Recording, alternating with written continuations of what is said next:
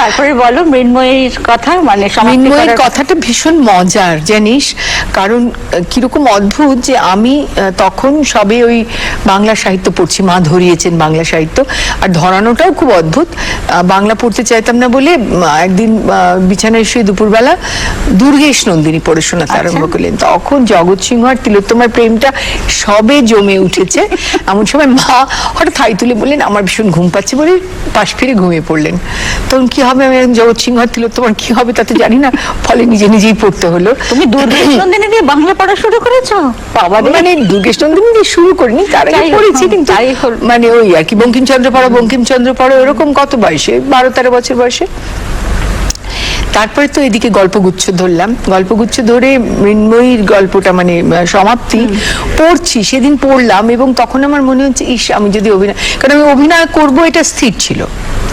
হ্যাঁ, এটা স্থির ছিল এই কারণে যে আমি প্রথম হজবরলাতে আমির ভূমিকায় করেছিলাম স্কুলে, এবং এটা করতে গিয়ে আমি যে আনন্দ পেয়েছিলাম সেই আনন্দটা আমি দেখলাম যে আমি কোনো জিনিসে পাইনি মানে অতদিন পর্যন্ত। খেলাধুলো, পড়াশুনো, মানে গান বাজনা, কোনো নাচ যা স্কুলে হতো হয় বাচ্চাদের, কিছুতে পাইনি। মানে মনে হলো যে একটা স্বপ্নের ঘোরের মধ্যে স্টেজে উঠলাম, স্বপ্নের ঘোরের মধ্যে বেরিয়ে গেলাম, ওইরকম আনন্দ আমি কোনোদিন কিছুতে পাইনি। এবং তারপরে আমি স্কুলে ওটার জন্য একটা ড্রামাটিক অ্যাবিলিটির প্রাইজ পেলাম।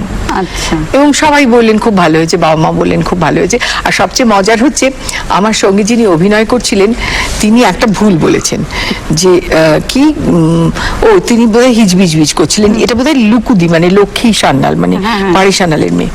তো উনি আমাদের থেকে সিনিয়র অনেকটাই। লুকুদি বললেন, উনি হিজবিজবিজ করছেন, বললেন কি গলার মাপও, বলার কথা গলার মাপও 36 ইঞ্চি, বুকের মাপও 36 ইঞ্চি, কোমরের মাপও 36 ইঞ্চি, আমি কি শিওর?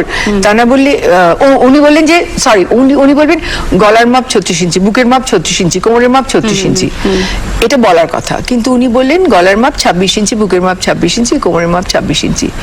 আমার টিচাররা সব করে দাঁড়িয়ে আছে, অপর্ণা কি বলবে, ও যদি, আমি তো মুখস্থ করেছি 36 ইঞ্চি, কিন্তু আমি দেখলাম লুকুদি 26 ইঞ্চি বলছিল, আমিও 26 ইঞ্চি বলে দিলাম। মানে আমাকে জড়িয়ে ধরে আদর করলেন পরে ওরা, যে কিরকম মানে উপস্থিত বুদ্ধি, তুমিও 26 বললে, ইত্যাদি ইত্যাদি। ও তো 26 বলেছে, ন্যাচুরালি আমি 36 বলি কি করে। তো এরকম সব হলো টলো, কিন্তু আমার ভীষণ ভালো লাগতো করতে। তারপরে আমি বাড়ি ফিরে বোধহয় দিন দুয়েক পরে দাঁত মাজতে মাজতে বাবা মার কাছে অ্যানাউন্স করলাম যে আমি অভিনয় করবো বড় হয়ে। সেটা নিজেই তুমি সিদ্ধান্ত নিলে? আমি সিদ্ধান্ত নিলাম এবং বাবা মার সঙ্গে সঙ্গে রাজি, ওই রকমই ছিলেন ওরা।